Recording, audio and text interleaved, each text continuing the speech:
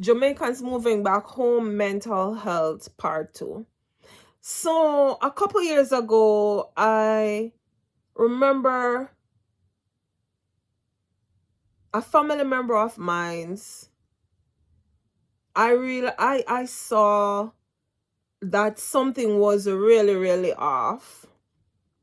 This person seemed to have checked out and things are a little strange, because you know when persons are around you and when persons are okay and when they're not okay.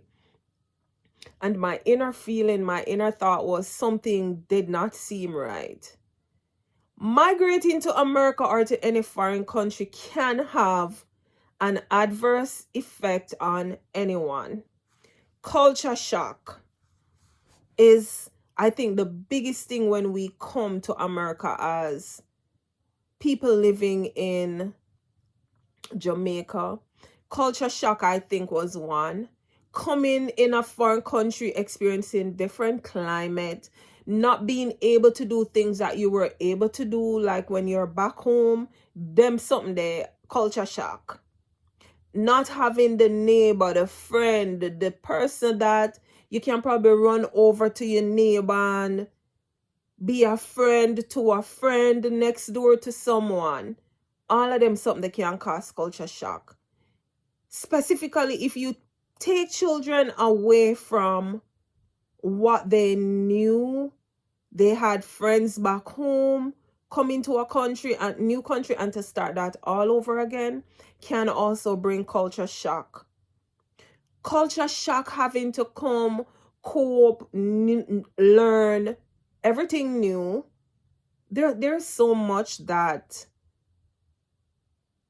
when I look back now, I can say I was a testimony to culture shock and how to deal with it. Not everyone is able to deal with culture shock.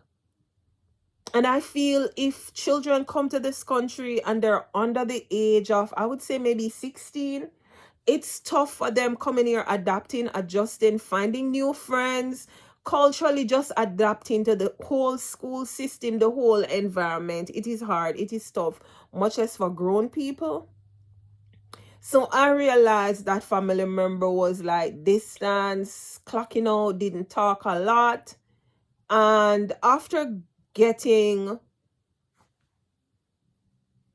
referral or getting help, we realized that this person was suffering from depression, mild depression, but it was realized, it was noticed that there were some changes.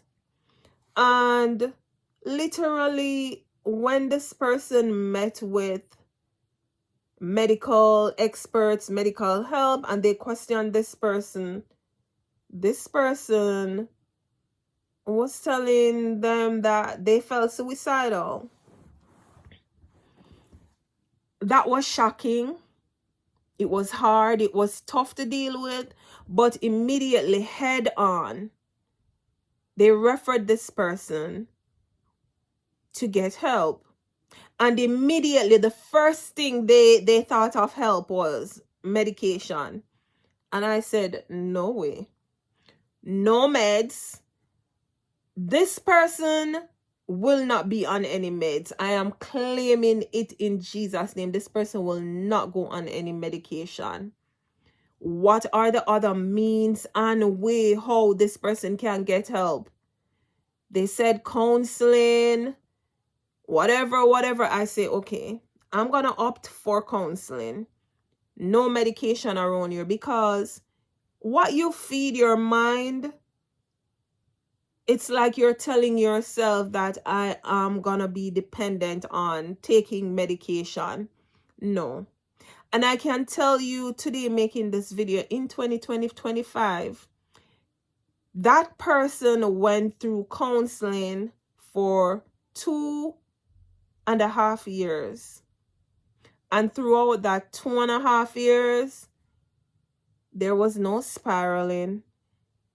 There was no concern that this person wasn't getting any better, because immediately I found out what was wrong. And we were able to address and fix the situation. 2.5 years worth of counseling. And I can tell you today that this person never had to go on meds.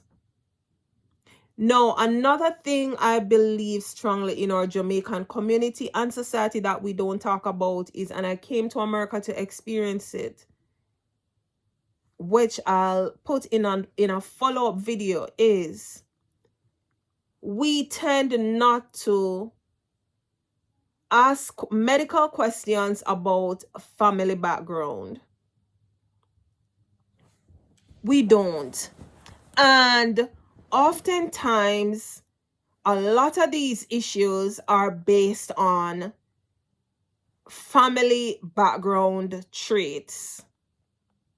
Yes. As a Jamaican, only coming to the United States of America, where we ask the question, do you have a family member who suffered from diabetes? Do you have a family member that suffered from cancer, hypertension? When I was living in Jamaica, I was never asked them questions. So in Jamaica, that is not considered a reason for a family member with a mental health issue or a crisis to question, I wonder if my mother or my father used to suffer from depression, because as I said, culturally in our Jamaican, growing up with Jamaican background, once we see somebody act funny, we just say them mad. And it's always a mental health crisis before it even gets to that level of them being considered a risk to themselves and a risk to others. Now, during this family member intervention, questions were asked. Do you know of any family member by the mother or the father side who suffers from depression? Do you know of any whatever? And then based on the background, there was a history of this person having other family members with depression issues that were considered like really, really high, which I would put to probably maybe level 3. I did not know until we were questioned and we did background check, found out about family history, family background, and we realized that there was a lot of family members suffering from depression. So it started family-wise and it was left unattended. No help was given to persons until when persons started to spiral. Them either used to carry them go Bellevue, or them carry them go up a UE Award 21, and then you said they're on meds. But a lot of these mental health issues, if it goes untreated, then it will lead to you having to put a child or a family member on medication. And I can tell you that based on studies, it is the worst thing you could have ever done. If it gets to the level where they have to be on medication, then you have no choice. But there are other means and ways how this illness or ailment can be treated. Not everyone wants to be ostracized, to say, oh, or want others to know. Because as I say, in our Jamaican community, we tend to laugh after people when we hear say people have head issues, or as I say in Jamaican society, we say they're mad. It's not everybody mad. It's not everybody mad. Him or her might be going through personal issues. They don't know how to control it or talk about it. And in the Jamaican community, when me grew up, there was so much fear in us growing up. We were scared. I know, I can testify for myself. I was scared to like go ask my mother or my father questions. Them would have run me. They were so rough.